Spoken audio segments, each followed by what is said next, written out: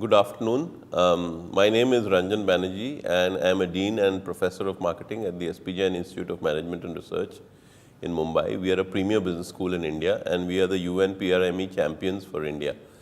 Now, first of all, it's a privilege to be speaking to you today. It's also my misfortune that due to unexpected health conditions, I have not been able to travel to Vienna to deliver this personally. Now, what I'm going to do in the next 5 minutes is briefly talk to you about the ideas that I would have covered. And essentially, the domain that we are dealing with is saying that when you take young business school graduates with limited work experience, how do you prepare them for two things? One is how do you prepare them in terms of leadership maturity, understanding of others, understanding of people who are different from themselves, ability to work with people in a team, ability to solve unstructured problems in constrained environments. So that's one side, a set of skills and kind of emotional intelligence related attributes. The other dimension is how do you make them more aware of the interconnectedness of the society in which they live in? How do you make them confront rural poverty? How do you make them understand urban poverty as it exists in a developing country like India? So there are multiple initiatives that we have under what we call non-classroom learning, that is experiential learning initiatives that go beyond classroom input. I'm going to talk to you about just two of these experiential learning inputs, and then I'm going to briefly talk about some of the impact assessment that we do for this, and I think that's what may be useful. So the two initiatives that I'm going to talk about, the first is an initiative called Abhyudaya. And when we look at Abhyudaya is a very unique program where each of our MBA students in their first year, they mentor urban slum children. They mentor slum children from the nearby area. These are economically underprivileged students, but these are bright students. And our students go into the slums and spend 2 hours with them on a regular basis, and this is done over the course of a year. And then reflection happens. What we are trying to teach our students is that the backgrounds of the students they are mentoring are very different from the backgrounds of our students. So the ability to empathize, to step into the shoes of somebody who is very different from yourself, and in the process you go into a slum, you interact with the family of the student whom we call the sitara or the shining star, the mentee in the slum, and in the process what you build is you build empathy, you build the ability to take pleasure in the growth of another human being, the ability to listen, and an understanding of urban poverty, which is something that corporations in India are very concerned about. The second is an initiative called the Development of Corporate Citizenship, where along our students do corporate internships in large corporations like most premier business schools do. But we have another initiative which has been now running for over 10 years, where our students do rural internships in the social sector. And these are social sector companies, and social sector also has management problems. So they apply the management principles that they have learned into social sector context. And again, this has many dimensions. The kind of locations in which they have to work are very different. They become aware of the constraints that the rural poor in India face. And they become aware that the management theories that they have learned can be applied very productively to these kind of situations.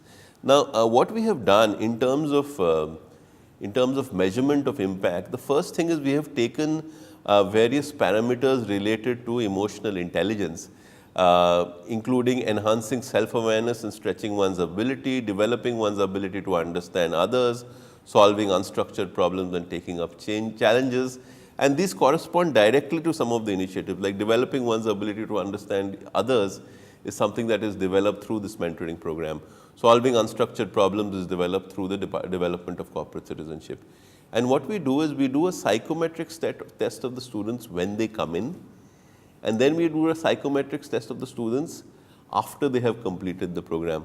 Now, you will all recognize that when you're looking at adult students, it is very, very difficult to get a significant movement in any attitudinal parameter in a short period of time.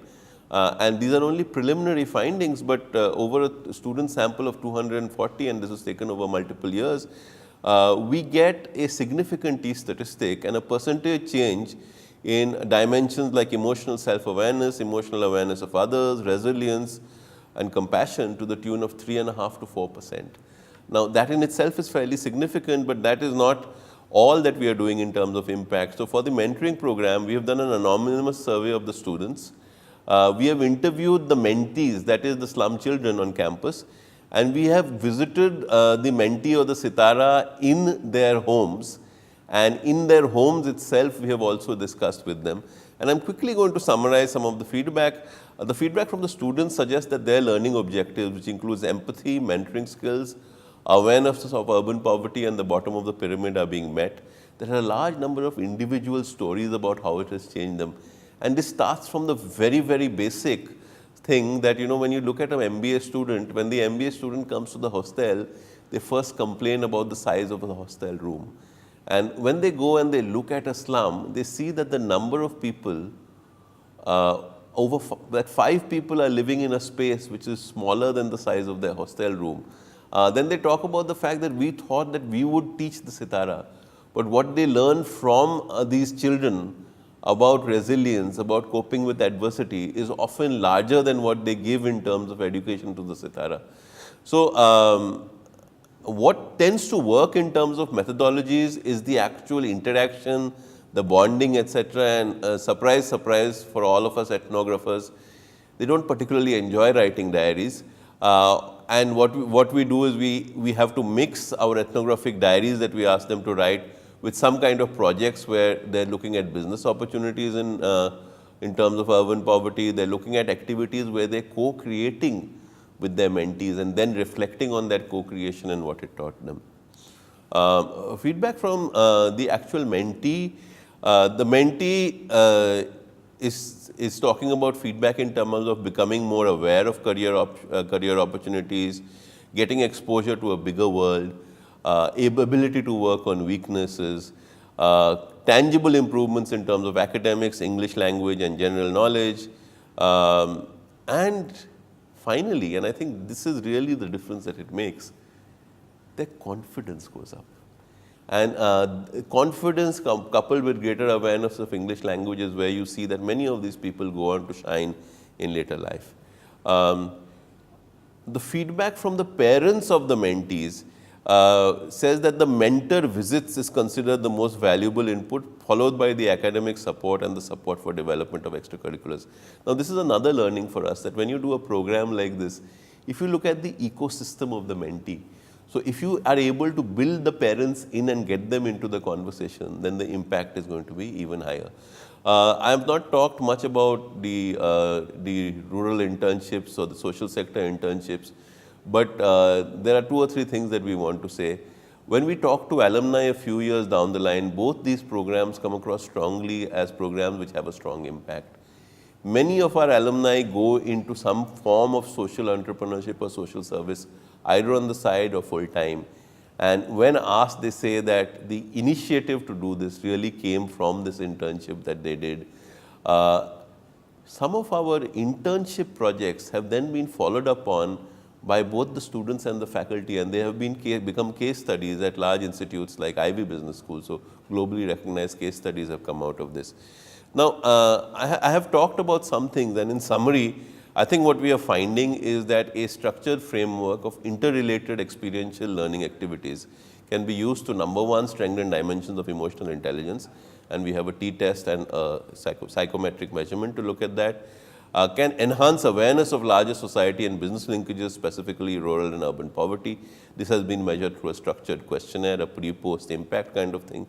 We have triangulated the feedback through multi-stakeholder perspectives. Finally, ultimately, this is about changing the individual in the long run.